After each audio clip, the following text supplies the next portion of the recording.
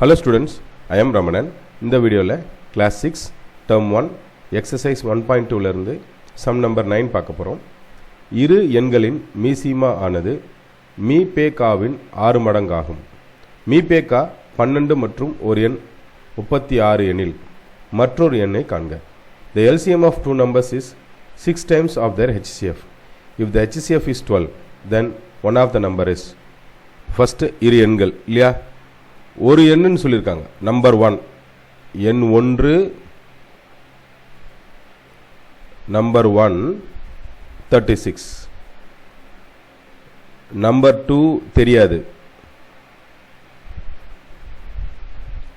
தெரியாதா? அடுத்தது HCF.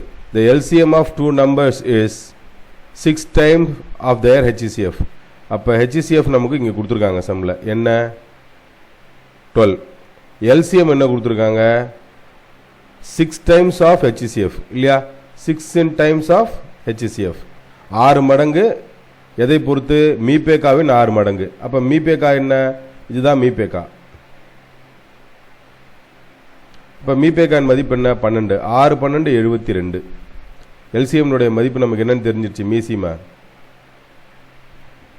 72. இப்போ நம்ம ப்ரீவியஸ் கணக்கில்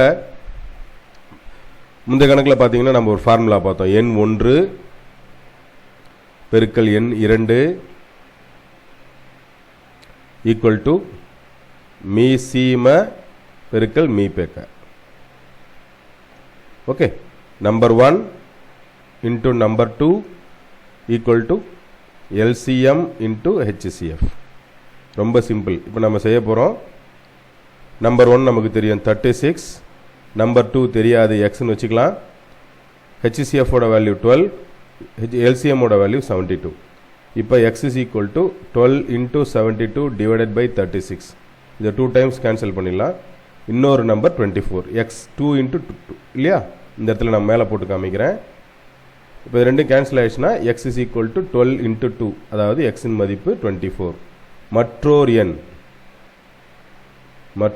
எண் அதர்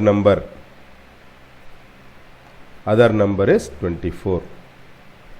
ரொம்ப சிம்பிளான சம் இது. இந்த ஃபார்முலா ஞாபகம் இருந்தால் போதும். ஓகே, போட்டித் தேர்வுகள்லாம் இந்த மாதிரி கேள்விகள் தான் வரும், கொஞ்சம் கவனமாக பார்த்துக்கோங்க.